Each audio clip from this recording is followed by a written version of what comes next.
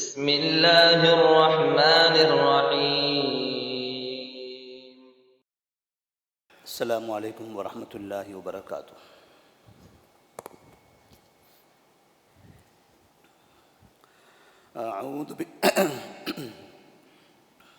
اعوذ باللہ من الشیطان الرجیم. بسم اللہ الرحمن الرحیم.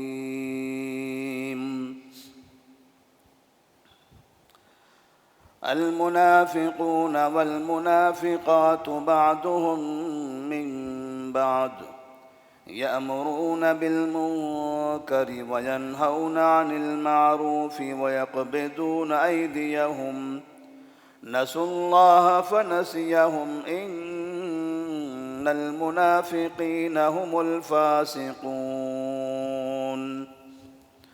وعد الله المنافقين والمنافقات والكفار نار جهنم خالدين فيها هي حسبهم ولعنهم الله ولهم عذاب مقيم.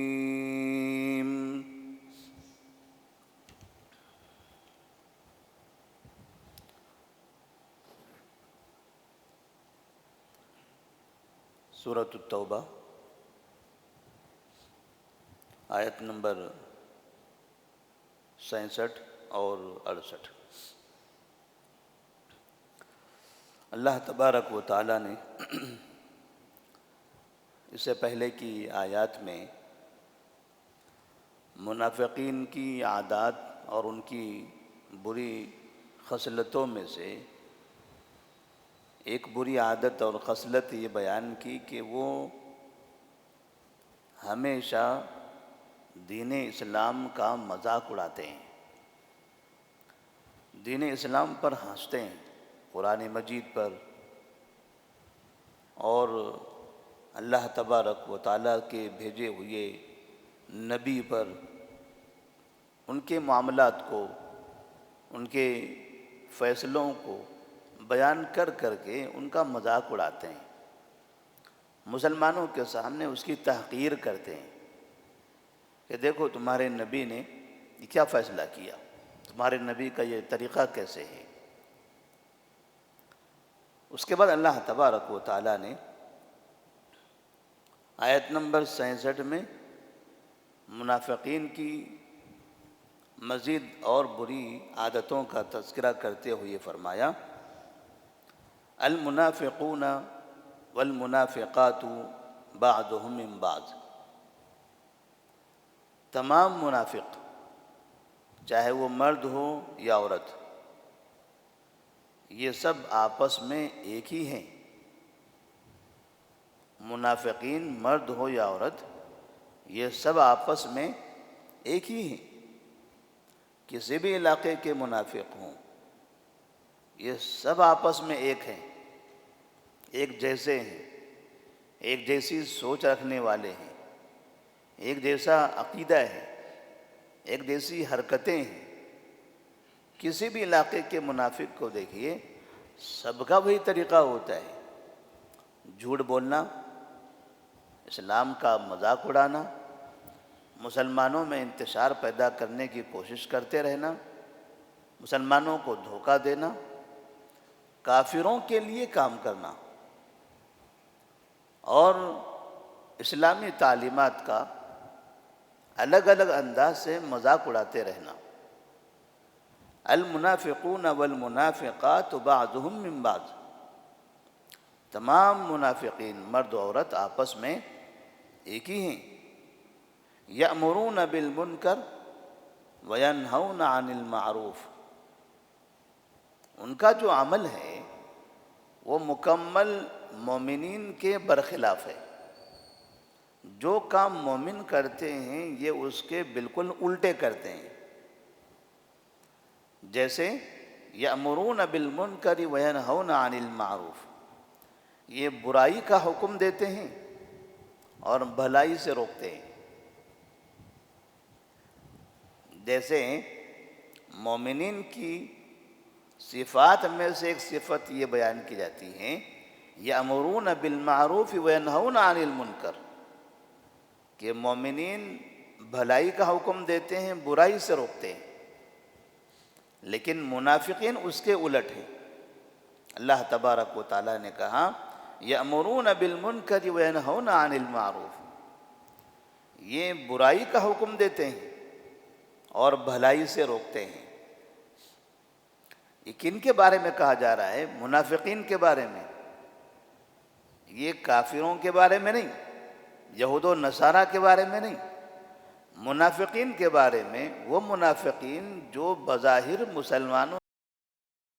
مسلمان بن کے رہتے ہیں، شکل و صورت، لباس، چال چلن سب مسلمانوں جیسی ہے، حتیٰ کہ وہ مساجد میں مسلمانوں کے ساتھ نماز بھی پڑھتے ہیں، مسلمانوں کے ساتھ وہ حج بھی کرتے ہیں، وہ کافرین میں شمار نہیں ہوتے، ان کا شمار مسلمانوں میں ہوتا ہے، لیکن حقیقت میں وہ ہوتے کافروں کے لیے ہیں۔ مسلمانوں کے بیچ رہ کر اللہ نے کہا یخادعون اللہ وہو خادعہم، وہ اللہ تبارک و تعالیٰ کو دھوکہ دیتے ہیں، وہ اللہ کو دھوکہ بھی دیتے ہیں۔ اور قرآن مجید میں ایک جگہ کہا مذبذبین بین ذالک لا الہ ہؤلاء ولا الہ ہؤلاء، اور یہ ہمیشہ مسلمان اور کافر ان دونوں کے درمیان گھومتے پھرتے رہتے ہیں، نہ وہ کھل کر مسلمانوں میں مکمل طور پر مسلمانوں کی طرف ہوتے ہیں، نہ وہ مکمل کافروں کی طرف ہوتے ہیں۔ اگر مکمل وہ کافروں کی طرف سے ہو جائیں تو تمام مسلمانوں کو یہ پتہ چل جائے گا کہ یہ کافر ہیں، اور کافر کھلا دشمن ہے، مسلمان اس سے احتیاط کر سکتا ہے۔ اور اگر وہ کھل کر مکمل طور پر مسلمانوں میں ہو جائیں، مکمل مسلمان بن جائیں، تو پھر کافر کبھی ان کو اپنا دوست نہ سمجھے، کافر کبھی ان کو رعایت نہ دے، کافر کبھی ان کے لیے اچھائی کی بات نہ کرے، کافر کبھی ان سے دوستی بھی نہ کرے، کافر تو ان کا دشمن ہو جائے گا، اور جیسے وہ مسلمانوں کو تکلیف دیتے ہیں ویسے انہیں بھی تکلیف دیں گے۔ لیکن کافر ان کے ساتھ کوئی برا برتاؤ نہیں کرتا، کیونکہ انہیں پتہ ہے یہ مسلمانوں میں رہ کر ہمارے لیے کام کرتے ہیں۔ تو اللہ تبارک و تعالیٰ نے فرمایا یأمرون بالمنکر وینہون عن المعروف، یہ ہمیشہ برائی کا حکم دیتے ہیں اور بھلائی سے روکتے ہیں۔ تو برائی کا حکم دینا، بھلائی سے روکنا، یعنی یہ معاشرے کو برباد کرتے ہیں، لوگوں کے دین، ایمان اور اخلاق کو خراب کرتے رہتے ہیں۔ اور وَيَقْبِضُونَ أَيْدِيَهُمْ، اپنے ہاتھوں کو سکڑتے ہیں، تنگ کر دیتے ہیں۔ اگر کہیں اللہ کی راہ میں خرچ کرنے کی ضرورت پیش آئے، لوگوں سے کہا جائے کہ فلاں جگہ پر فلاں دینی یہ کام کرنا ہے، آپ تعاون کیجئے، تو وہاں یہ تعاون نہیں کریں گے، وہاں یہ خرچ نہیں کریں گے۔ وَيَقْبِضُونَ أَيْدِيَهُمْ، اپنے ہاتھوں کو روکتے ہیں، سکڑ لیتے ہیں، تنگ کر دیتے ہیں، اللہ کی راہ میں مال خرچ نہیں کرتے، بخیلی کرتے ہیں۔ جبکہ اسی سورہ میں 2-3 آیتوں کے بعد اللہ تبارک و تعالیٰ نے ان کی صفات کا تذکرہ فرمایا، تو فرمایا وَيُقِيمُونَ الصَّلَاةَ وَيُؤْتُونَ الزَّكَاةَ، مومنین کی صفات میں سے ایک صفت یہ ہے کہ وہ نماز قائم کرتے ہیں اور زکوٰۃ دیتے ہیں، یعنی اللہ کی راہ میں وہ مال خرچ کرتے ہیں۔ تو اللہ کی راہ میں مال خرچ کرنا یہ مومنین کی علامت، اور بخیلی کرنا، اللہ کی راہ میں مال خرچ کرنے سے انکار کرنا، یہ منافقین کی علامت ہے۔ اور بھلا وہ کیوں خرچ کریں؟ کس لیے خرچ کریں گے؟ اگر کہیں مسجد کی تعمیر کی ضرورت ہو یا مسلمانوں کے گھروں کی ضرورت ہو، مسلمانوں کو کھانے پینے کی ضرورت ہو، مسلمانوں کو جنگ کی ضرورت ہو، وہاں انہیں پیسوں کی ضرورت ہے تو وہ وہاں خرچ کیوں کریں گے؟ کیونکہ وہ تو مسلمانوں کے لیے کام کرتے ہی نہیں ہیں، مسلمانوں کے لیے مخلص ہے ہی نہیں، وہ دین اسلام کو پھیلنا دیکھنا ہی نہیں چاہتے، تو بھلا دین اسلام کی نشر اشاعت میں وہ مدد کیسے کریں گے؟ نسوا اللہ فنسیہم، اللہ تبارک و تعالی اب ان کی عادت کا اور اس کے بدلے کا ذکر فرما رہا ہے۔ نسوا، وہ لوگ اللہ کو بھول گئے، وہ لوگ اللہ کو بھول گئے، فنسیہم، تو اللہ بھی ان کو بھول گیا۔ فنسیہم کا مطلب، جب ہم بھولنا کرتے ہیں لفظی معنی، لیکن حقیقت میں یہاں مطلب یہ ہے وہ اللہ کو بھول گئے، اللہ ان کے اس بھولنے کا انہیں بدلہ دے گا، اس بھولنے پر ان کو سزا دے گا۔ جیسے دوسری جگہ ہے یخادعون اللہ وہو خادعہم، وہ اللہ کو دھوکہ دیتے ہیں، اور آگے کہا وہو خادعہم، اللہ ان کو دھوکہ دیتا ہے، اللہ دھوکہ نہیں دیتا۔ لفظی معنی وہاں اسی طرح کا ہے، لیکن اس کا وہ ترجمہ نہیں کیا جاتا، اس کی وہ تفسیر نہیں کی جاتی، کیونکہ دھوکہ دینا، بھولنا یہ عیب ہے، اور اللہ تعالیٰ تمام عیوب سے پاک ہے۔ تو وہاں مطلب یہ ہے کہ وہ اللہ کو دھوکہ دیتے ہیں، اللہ ان کے دھوکے کا بدلہ دے گا۔ ایسے یہاں پر نسوا اللہ فنسیہم، وہ اللہ کو بھول گئے، اللہ ان کے بھولنے کا بدلہ دے گا، اس کی سزا دے گا۔ کیسے بھول گئے وہ؟ یعنی دنیا میں وہ اللہ کو بھول گئے، اللہ کی بات نہیں مانی، اللہ کی فرما برداری نہیں کی، ایمان قبول نہیں کیا، برائی کرتے ہوئے انہوں نے یہ تصور نہیں کیا کہ اللہ تبارک و تعالی ہمیں دیکھ رہا ہے، جھوٹ بولتے ہوئے انہیں کبھی یہ خوف نہیں آیا کہ اللہ تبارک و تعالی یہ سن رہا ہے، یہ ساری چیزوں کا حساب ہونے والا ہے۔ نسوا اللہ، دنیا میں وہ اللہ تعالیٰ کو بھول گئے، فنسیہم، تو وہ ان کے بھولنے کا بدلہ دے گا۔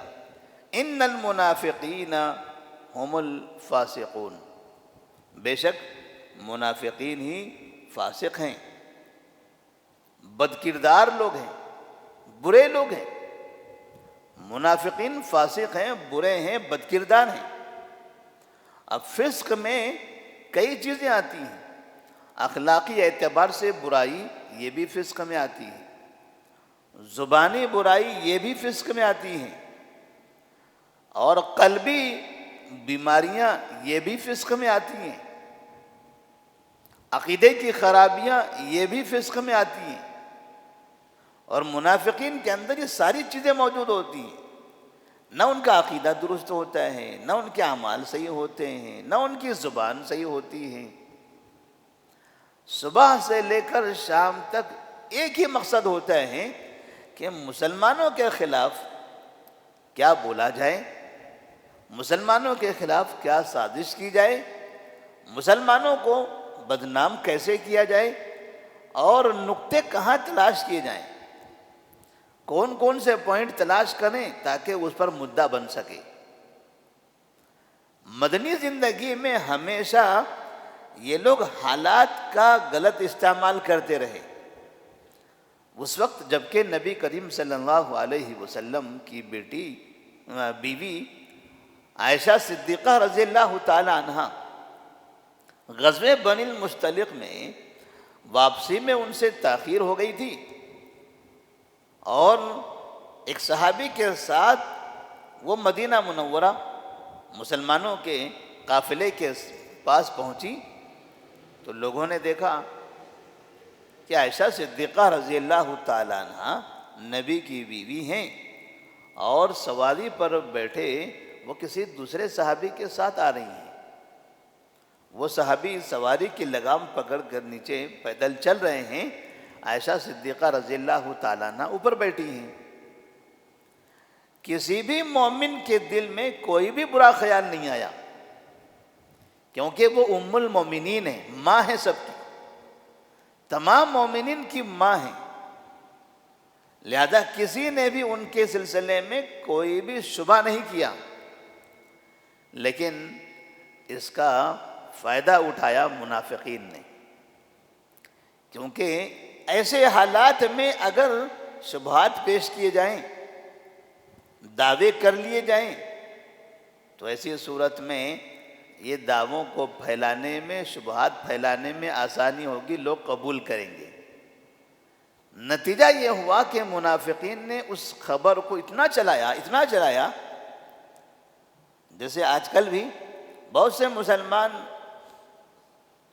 بعض عرب مسلمانوں کی بعض خبروں کو اتنا چلاتے ہیں، ایسے گھما پھرا کر، گول مول کر کے، اور یہ خبر کو اس خبر سے ملا کر ایسے نشر کرتے ہیں، اور پھر اس کے بعد دیکھا ہی جاتا ہے کہ لوگ انہیں حقیقت کو کچھ اور ہی سمجھ بیٹھے۔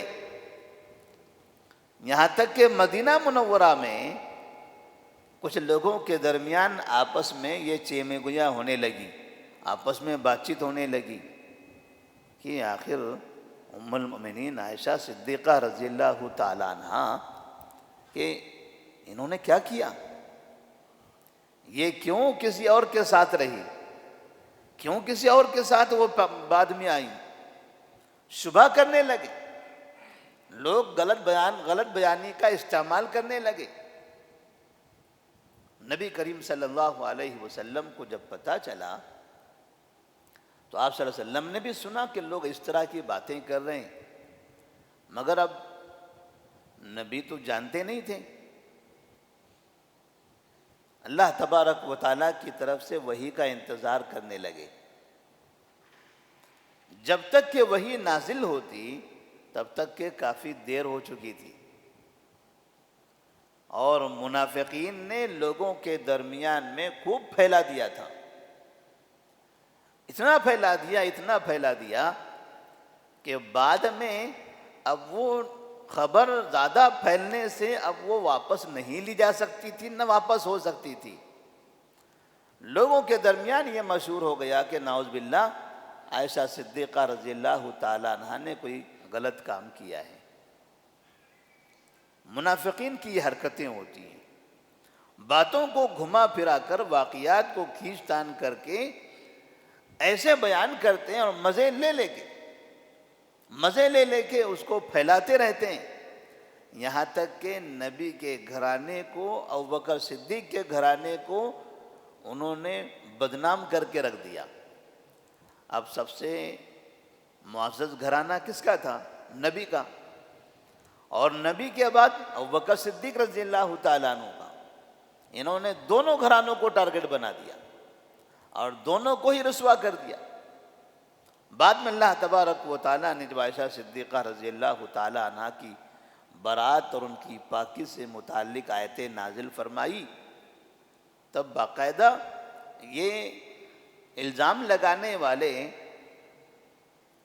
بری خبریں نشر کرنے والے ان لوگوں کو پکڑ کر انہیں کوڑے مارے گئے، جھوٹ بولنے کے سلسلے میں ان کو سزائیں دی گئی۔ لیکن وقتی طور پر تو کم سے کم انہوں نے اتنا کام کر دیا، انہیں جتنا موقع ملا اتنا تو انہوں نے کام کر دیا۔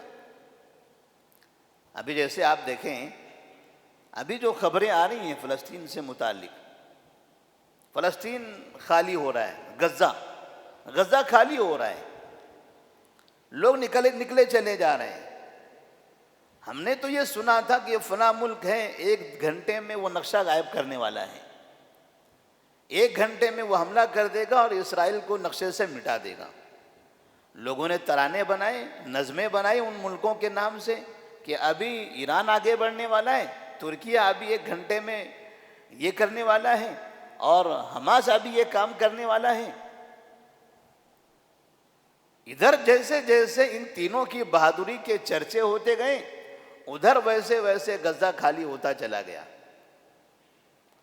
ادھر غزہ خالی ہوتا جا رہا ہے، ادھر تینوں کے بہادری کے، ان کے کرتبوں کے، ان کے قصوں کے، ان کے کہانیوں کے چرچے ہو رہے ہیں کہ اب ایران حملہ کرے گا، ابھی ترکی ایسا کرے گا، اور حماس یہ کرے گا، اور بھی اسرائیل کو صفِ ہستی سے مٹا کے رکھ دے گا۔ اور زمینی حقیقت جا کر دیکھیں تو پتہ چلا کہ غزہ ہی خالی ہو گیا، یہ تینوں تو اپنی جگہ ہیں۔ اور جس شخص نے یہ انگار لگائی تھی، جس شخص نے یہ جنگ بھڑکائی تھی، یا جس قوم نے یہ حرکتیں کی تھی، آج وہ قوم غائب ہے۔ وقتی طور کے لیے انہوں نے اپنا کام کر دکھایا، ان کو مسلمانوں کے خلاف جو حرکت کرنی تھی وہ حرکت کر دی، مسلمانوں کے بربادی کے جو نقشے انہوں نے بنائے تھے، جو خطے پلاننگ بنائی تھی، وہ اپنا کام کر کے چلے گئے۔ تھوڑی دیر کے لیے مسلمانوں کو تکلیف ضرور ہوگی، لیکن مسلمان منافقین کے چہروں کو سمجھ پائیں گے۔ حالات ایسے آتے ضرور ہیں، لیکن یہ حالات بھی مسلمانوں کے لیے امتحان ہوتے ہیں۔ اس لیے مسلمانوں کو بڑے زمانے سے علامہ ابن باز رحمہ اللہ، علامہ البانی رحمہ اللہ، یہ اس تقریباً 2000 سے پہلے کے لوگ ہیں۔ آج 2025 چل رہا ہے، یہ 25 سال پہلے جن لوگوں کا اس دنیا سے، جن لوگوں کی دنیا سے رخصتی ہوئی ہیں، ان لوگوں نے اپنے دور میں ان تنظیموں کے نام لے لے کر کہا تھا، جب دنیا کی ایک بڑی تعداد ان تنظیموں کے نام بھی نہیں پتہ تھے، تب انہوں نے ان کے نام لے لے کر کہا تھا یہ مسلمانوں کے لیے دھوکے باز ہیں، یہ مسلمانوں کو نقصان پہنچانے والی جماعتیں ہیں۔ اس وقت میں جبکہ مسلمانوں کو لگتا تھا کہ یہ جو فرشتوں کی جماعت نظر آ رہی ہے، یہ تو اسلام کے کلمے کی بلندی کے لیے لڑنے والے نظر آ رہے ہیں، بھلا یہ کیسے ہو سکتا ہے کہ یہ مسلمانوں کو نقصان پہنچانے والے ہوں۔ 26، 27، 28 سال پہلے علماء کرام کے فتاوے تھے، انہوں نے اس زمانے میں جو باتیں کہی تھی، 2024-25 میں وہ ہم نے ساری دنیا نے اپنی آنکھوں سے دیکھا۔ علماء کی جو گہری نظر ہوتی ہیں، عوام کی وہ گہری نظر نہیں ہوتی۔ اللہ تبارک و تعالی جنہیں قرآن و حدیث کا علم دیتا ہے، انہیں وہ سمجھ بھی دیتا ہے، خیر اور شر میں فرق کرنے کی سمجھ بھی عطا کرتا ہے، انہیں ایسی بصیرت عطا کرتا ہے کہ وہ قوموں کی حقیقتوں کو، ان کے انجام کو پہچان سکتے ہیں، اس سے باخبر کر سکتے ہیں۔ اس زمانے میں انہوں نے ساری قوم کو، ساری دنیا کے مسلمانوں کو خبردار کیا تھا، جبکہ دنیا کے تقریباً مسلمان ان کے فتوے کو، ان کے اس فتوے کو نہیں مانتے تھے، لیکن جو انہوں نے اس زمانے میں کہا تھا، 2024 اور 25 میں وہ ساری چیزیں نظر آنے لگی۔ اب لوگ ان کے پرانے فتوے کتابوں سے نکال کر شیئر کر رہے ہیں کہ دیکھیے علامہ ابن باز نے یہ کہا تھا، علامہ البانی رحمہ اللہ نے یہ کہا تھا۔ اب لوگ یاد کر رہے ہیں، لیکن اب یاد کر کے فائدہ کیا؟ سب تو برباد ہو گیا۔ ان لوگ وہاں کے باشندوں کے لیے بھی سب سے پہلی ضروری تھا کہ وہ لوگ بھی ایسی تنظیموں سے اپنے آپ کو بچاتے۔ آج وہ مظاہرے کر رہے ہیں کہ اس تنظیم کو ہمارے پاس سے بھگاؤ، حماس کو بھگاؤ۔ اب مظاہرے کر رہے ہو، کل تک کہ انہوں نے ہی ان کو ووٹ دیا، انہوں نے ہی ان کو پالا تھا، انہی لوگوں نے ان کو ساتھ دیا تھا، انہی لوگوں نے ان کو فلسطین سے، غزہ کو الگ کرنے میں ان کی مدد کیا تھا۔ آج جب ان کے گھر مسمار ہو گئے، ان کے خاندان اجڑ گئے، تب انہیں ہوش آ رہا ہے کہ اس تنظیم کو یہاں سے بھگانا چاہیے۔ کیوں بھگانا چاہیے؟ 20، 30، 40 سال سے جس تنظیم کو تم چلاتے رہے، اس کا ساتھ دیتے رہے، تب تم نے اس کو سمجھا نہیں تھا، آج سمجھ آ رہی ہے۔ اس لیے کہتے ہیں کہ قرآن و حدیث پر عمل کرنے والے، قرآن و حدیث کی تعلیم دینے والے، اس راستے پر چلنے والے علماء کرام قوموں کے بارے میں، تنظیموں کے بارے میں، جماعتوں کے بارے میں، سیاسی حالات کے بارے میں جو بتایا کرتے ہیں، قوم کو ان باتوں کو سننا چاہیے۔ اگر قوموں نے یہ باتیں سنی ہوتی تو آج مسلمانوں کی غزہ میں یہ حالت نہ ہوتی۔ تو اللہ تبارک و تعالیٰ فرماتے ہیں ان المنافقین هم الفاسقون، بے شک منافقین ہی فاسق ہیں، یہی بد کردار لوگ ہیں، یہی برے لوگ ہیں۔ اور پھر اللہ نے اب ان کے انجام کا ذکر کیا۔ منافقین، ان کا نتیجہ کیا ہوگا؟ وعد اللہ المنافقین والمنافقات، اللہ تبارک و تعالیٰ نے تمام منافق مرد اور عورتیں اور والکفار اور کافروں سے وعدہ کیا ہے نار جہنم، جہنم کی آگ کا، ان سب کا ٹھکانہ جہنم ہوگا، خالدین فیہا، اس میں وہ ہمیشہ رہیں گے۔ تو یہاں پر منافقین کو کفار کے ساتھ بیان کیا گیا، منافقین اور منافقات، مرد اور عورتیں، عورتوں کا بھی ذکر ہے، ایسا نہیں کہ صرف منافق مرد ہوں گے، منافق عورتیں بھی ہوں گی۔ اور ہم نے وہ منافق عورتیں دیکھا جب تعلیم حاصل کرنے کے بعد آج جو دنیا کے اندر اخوان المسلمین کے نام سے تنظیم بنی ہوئی ہیں، اخوان المسلمین کی تنظیم کے ایک شعبے کے لیڈران عورتیں بھی ہوتی ہیں، عورتوں کی بھی تنظیم بنائی جاتی ہیں، ان عورتوں کی ایک عورت لیڈر ہوتی ہے، کہتے ہیں یہ اخوان المسلمین کی یہ شاخ ہے اور اس کی یہ لیڈر ہے۔ جب یورپ سے تعلیم حاصل کرنے کے بعد مصر اپنے گھر پہنچی ہیں اور پھر ان کے استقبال کے لیے مصر کے ان کے اپنے پارٹی کے اپنی جماعت کے لوگ ایئرپورٹ پر پہنچے ہیں، تو ایئرپورٹ سے نکلنے کے بعد جب شہر میں داخل ہوتے ہیں، تمام عورتوں نے ایک جگہ اکٹھا ہو کر میڈیا کو جمع کر کے اپنے جسموں سے برقعے اتارے، جو سب کے سب برقعے پہن کر وہاں آئے ہوئے تھے۔ وہاں کی جو ان کی جماعت کے لوگ تھے وہ برقعے پہنے ہوئے تھے، ان کے جماعت کی ایک لیڈر خاتون جو یورپ میں پڑھ رہی تھی، ڈگری حاصل کر کے جب واپس آئی، اس کا استقبال جب ہو رہا تھا تو باقاعدہ ایک میدان میں جمع ہو کر وہ میڈیا کو بلاتے ہیں اور ایک ساتھ سب نعروں کے ساتھ میں اپنے برقعے اتارتے ہیں اور زمین پر ڈالتے ہیں اور وہاں آگ لگا دیتے ہیں اور کہتے ہیں آج سے ہم مسلم خاتون آزاد ہیں، ہم آزاد ہیں، ہمارے ماں باپ نے ہم کو آزاد پیدا کیا تھا اور یہ ہمیں برقعوں میں باندھ کر غلام بنانا چاہتے ہیں۔ یہ سب مسلمان تھے، یہ بظاہر سب مسلمان تھے، نفاق ان کے پاس موجود تھا۔ اگر ایمان تھوڑا سا بھی ہوتا تو کبھی یہ حرکت نہ کرتے اور کبھی اس طرح سے اتنا پرچار نہیں کرتے۔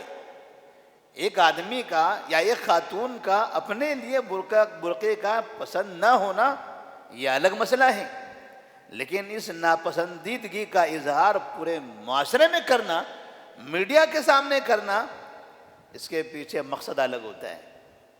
کوئی خاتون کہے کہ میں نہیں پہننا چاہتی تو ٹھیک ہے، یہ اس کا اپنا مسئلہ ہوا، یہ اس کی اپنی برائی ہوئی اس کی حد تک، لیکن کوئی نہ پہنتے ہوئے اسے باقاعدہ میڈیا کے سامنے لا کر اور ان کے سامنے کھڑے رہ کر کپڑے ایسے اتار رہی جیسے حمام میں اتارتی ہیں اور پھر سامنے آگ لگاتی ہیں اور یہ کہتی ہے کہ آج سے ہم آزاد ہیں، اس نے ہم کو غلام بنا کے رکھا تھا، تو دنیا میں اس سے کیا پیغام دینا چاہتے ہیں؟ اللہ نے کہا والمنافقون وعد اللہ المنافقین والمنافقات، اللہ نے منافق مرد اور منافق عورتوں دونوں کا ذکر کیا ہے یہاں پر، والکفار اور کافر، ان سب کے لیے جہنم کا وعدہ کیا ہے، خالدین فیہا، اس میں وہ ہمیشہ ہمیشہ رہیں گے، ہی حسبہم، یہی ان کے لیے کافی ہے، یہی ان کے لیے کافی، لعنہم اللہ، اللہ کی لعنت ہو ان لوگوں پر، منافقین کے لیے کہا اللہ کی لعنت ہو ان لوگوں پر، وَلَهُمْ عَذَابٌ مُقِيمٌ، ان پر اللہ کی لعنت بھی ہوگی اور ساتھ میں ان کے لیے دائمی عذاب ہوگا۔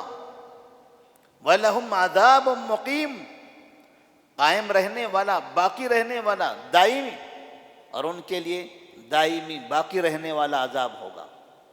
اللہ تبارک و تعالیٰ نے ان کے اس انجام کا بھی تذکرہ فرمایا۔ اللہ سے دعا ہے کہ اللہ تبارک و تعالیٰ ہم تمام کو نفاق سے بچائے اور معاشرے کے منافقین کے بارے میں ہمیں چوکنا رہنے کی توفیق عطا فرمائے۔ والسلام علیکم ورحمۃ اللہ وبرکاتہ۔